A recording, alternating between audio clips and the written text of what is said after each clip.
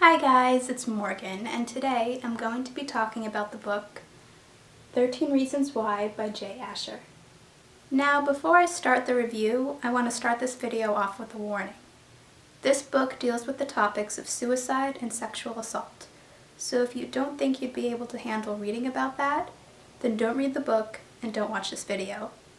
But if you think you will be able to handle reading about that, then read the book and watch the video.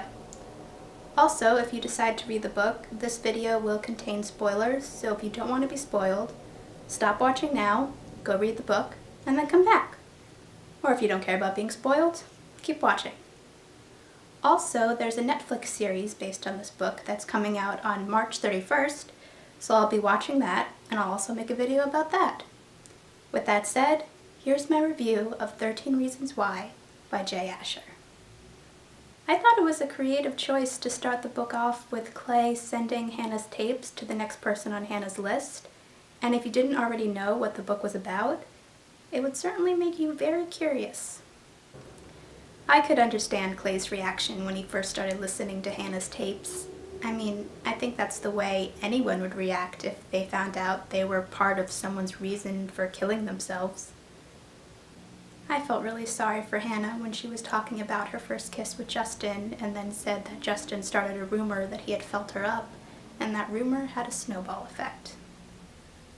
When Hannah was talking on Alex's tape about being at Blue Spot Liqueur and Jimmy coming in and smacking her on the ass because Alex had said that Hannah had the best ass in the freshman class on the Who's Hot and Who's Not list, it made me pretty upset. No one has a right to touch anyone else in any way without permission.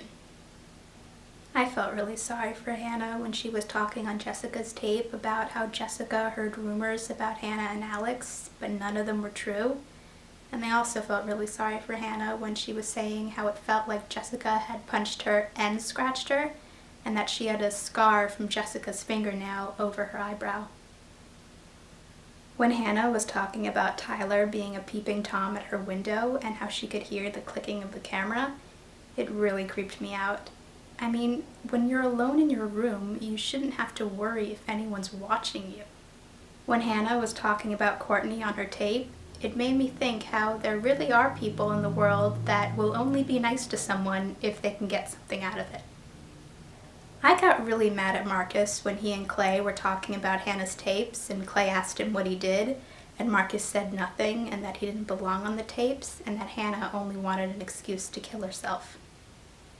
When Hannah was talking about her date with Marcus and how he touched her leg and wouldn't let go even after she told him to stop, I got really worried that something was going to happen, which is why I was really relieved when she pushed him to the floor.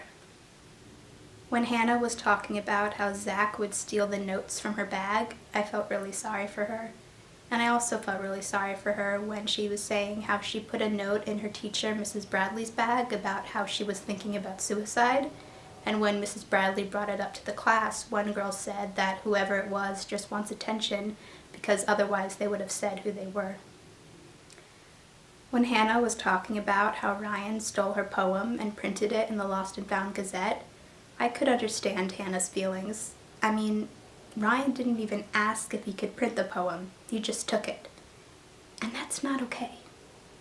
I thought it was really sweet when Hannah was talking about Clay and said that he doesn't belong on the list of people that she blames for her suicide. When Hannah was talking about being in the room while Jessica was raped, it was really hard to read. And all the things leading up to it made me suspect what was going to happen. And unfortunately, I was right. You could really tell that Tony felt bad when he told Clay that Hannah gave him her bike, and that now he knows that that was a sign that something wasn't right, and also that he was the one who gave Hannah the recorder to make the tapes, only obviously he didn't know what she was going to use it for. It was really sad when Hannah was talking about being in the car with Jenny and how they crashed into a sign, and then Jenny made Hannah get out of the car and she drove away. The main reason that it was sad was because since the sign wasn't there, an old man got into an accident and died, which was something that Clay knew about. Another thing that was really hard to read was when Hannah was talking about what happened between her and Bryce in the pool, and what made it sadder was that you could tell Hannah had really given up. It really broke my heart when Clay was listening to the tape of the conversation between Hannah and her teacher, Mr. Porter. Clay wanted Mr. Porter to be able to help Hannah, but the sad part is, since he's already listening to the tapes, it's already too late. I liked how the book ended with Clay going to talk to Sky. It's a way that he can make sure what happened to Hannah doesn't happen to anyone else. Thanks for watching the video, guys. If you read the book, let me know what you thought about it in the comments, and also let me know if you're going to watch the Netflix series when it premieres on March 31st. Bye!